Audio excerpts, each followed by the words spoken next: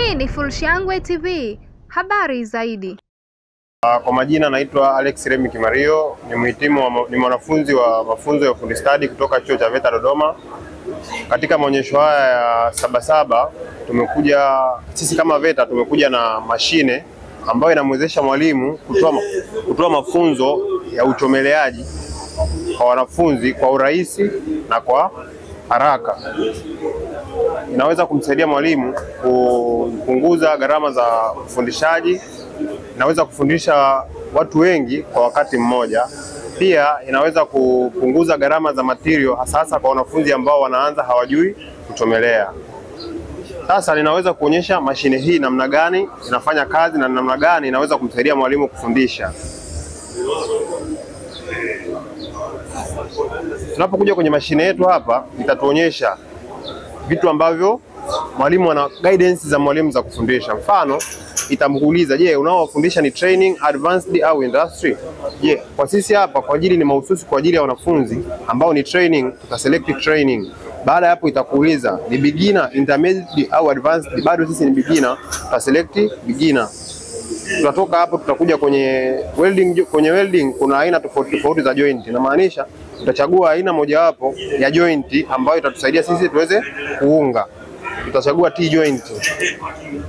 Baada ya hapo tutachagua position ambayo unataka kuchoma. Baada ya hapo tutachagua aina ya chuma ambacho unataka kukiunga. Mfano ni cha carbon steel, stainless steel au aluminium. Sisi tutachagua cha carbon steel. Baada ya hapo tutachagua thickness ya chuma ambacho unataka kukichoma. Hizi ni milimita 3, milimita 6 ama milimita 10. Sisi tutachagua cha milimita 6. Baada ya hapo utachagua aina ya welding ambayo unataka kuitumia. Je, nataka nichome kwa kutumia nini? Nichome kwa kutumia MIG, nichome kwa kutumia arc welding, nichome kwa kutumia TIG? Sisi tutachagua kuchoma MIG. Baada ya kuchagua kuchoma MIG, tutafuata procedure za MIG kama zinavyofahamika kwamba procedure za MIG lazima wakati wa kuchoma kwa MIG uwe na filler classification ambayo ni waya ambao unakusaidia kuunga. Utauselect. Baada ya hapo utachagua unene gani wa waya unaotaka kuutumia. Utachagua 0.8 mm. Baada ya hapo utachagua gesi. Wakati wa kuunga kwa MIG lazima kuwe na mtungi wa gesi. Utachagua mtungi. Gesi inayotumika kwenye kuunga kwa MIG ni argon gas. Baada ya hapo tutachagua. Baada ya hapo sasa nitakwenda moja kwa moja kwenye kazi yetu na kuona namna gani mashine hii inaweza kufanya. Nitaanza kwa kuonyesha kwa mwanafunzi ambaye tayari ameshakuwa, ambaye hajui kwanza. Baada ya kuonyesha mwanafunzi ambaye anaanza, tutakuja kurudi tutakuonyesha mwanafunzi ambaye tayari amefuzu na namna gani anaweza kutoka hapa kwenda kwenye uhalisia wa kazi. Karibu sana.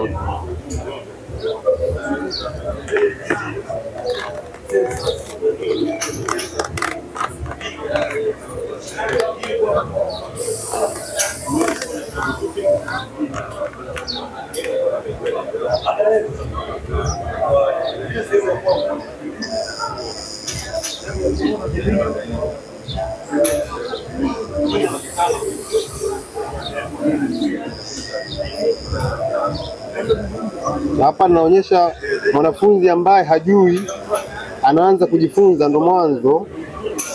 Kwa hiyo hii itaanza kumjengea mwanafunzi uzoefu. Hapa ni mwanafunzi anayeanza kujifunza kuunga.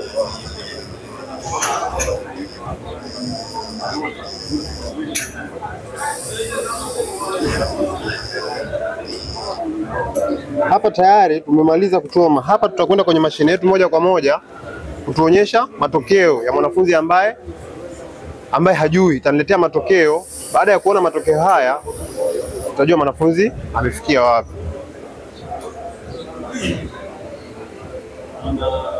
Mashine yetu inatuletea max. Mwanafunzi huyu ambaye hajui amepata 38, sorry. Na maanisha kwenye process za welding kuna vitu ambavyo hakuvizingatia.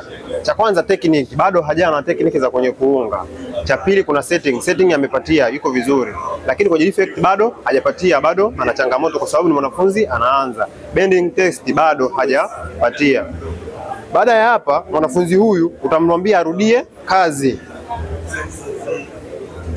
Sasa ninakwenda kuonyesha mwanafunzi ambaye tayari ameshakuwa approved kutoka hapa kwenda kwenye kazi halisi.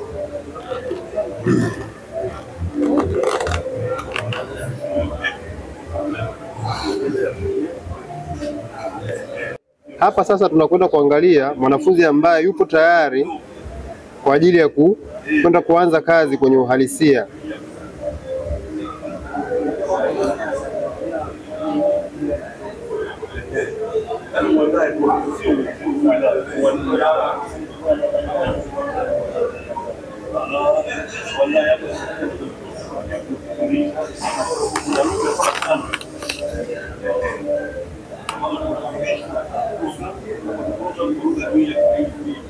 Sasa hapa tunakwenda kuanza kuonyesha namna gani mwanafunzi ambaye anakuwa tayari ameiva kwa ajili ya mafunzo na kwenda kuanza kujifunza kwenye uhalisia.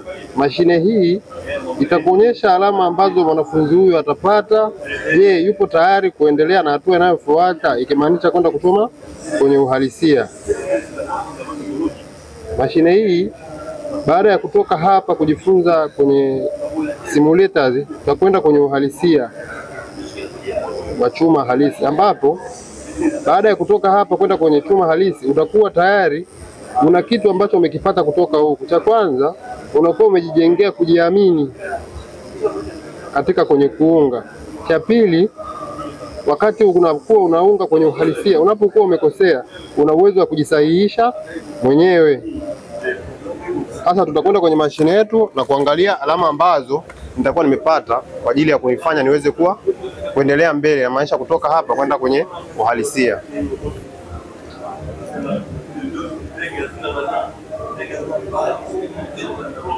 Mashine hii inaonyesha alama nilizozipata.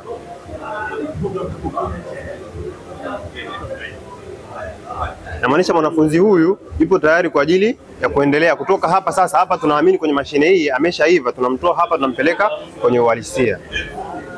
Kwa majina anaitwa Manfred Maponda, ni mkufunzi kutoka chuo cha ufundi stadi VETA mkoa wa Dodoma. Ni mwalimu ambaye ninafundisha fani ya uungaji vyuma.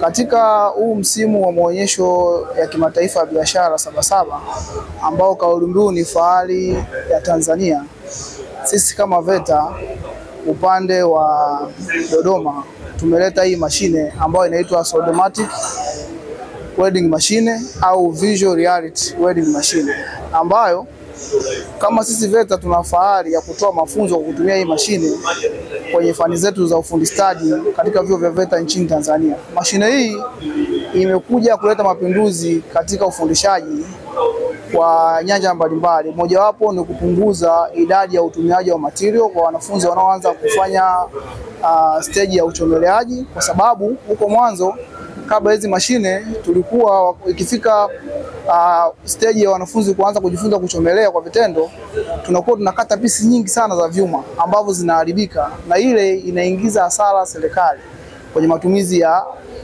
hayo material. Kwa hiyo ilipofika hizi mashine zimekuja kusaidia kupunguza idadi ya utumiaji wa material ambayo yanapotea, kwa sababu mwanafunzi atayetumia mashine hii, ina maana wakati wa kuanza kujifunza kuchomelea, endapo atakosea atarudia hapa hapa kwa kutumia hizi piece ambazo zinaonekana hapa, ambazo zitakuwa hazijaharibika, tofauti na akienda kwenye reality pale akaanzia pale.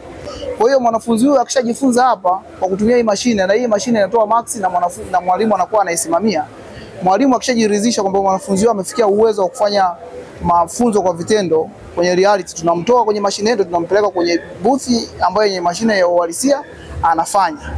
Kwa hiyo kama sisi kama VETA tumepiga hatua katika mashine hiyo, tena kwa kuongeza idadi ya udahili ya wanafunzi, kwa sababu kipindi tunatumia hizo mashine za mara ya kwanza idadi ya wanafunzi kwenye darasa haizidi wanafunzi 20, lakini kwa mashine hii ninaweza nikafundisha wanafunzi zaidi ya 50 na kuendelea. Kwa hiyo sisi kwetu ni hatua kubwa kama mamlaka ya ufundishaji VETA kwenye upande wa kufanya uchomeleaji vyuma kwa kuenroll wanafunzi wengi. Vile vile hii mashine kwa mkufunzi inamsaidia kutumia muda mchache sana katika ufundishaji, tofauti na zile mfumo wa mara ya kwanza ambao tunaanza kumfundisha yule mtu anayeanza. Kwa hiyo ukimfundisha mtu anayeanza kutumia zile mashine reality tunatumia muda mwingi sana, lakini hii imekuja kuturahisishia sisi kumfundisha mwanafunzi kwa kutumia muda mchache, alafu anakuwa anaelewa na kujiamini, kwa sababu cha kwanza tunaamini kwenye welding kuna mwanga unaathiri, cha pili kuna cheche, cha tatu kuna moshi. Lakini ukitumia mashine hii visual utakuwa unaviona vile vitu lakini havikuathiri. Kwa hiyo inampa mazingira ya mwanafunzi kujiamini na kujifunza na kupenda kujifunza zaidi na zaidi. Asante. Hii ni Fullshangwe TV, habari zaidi.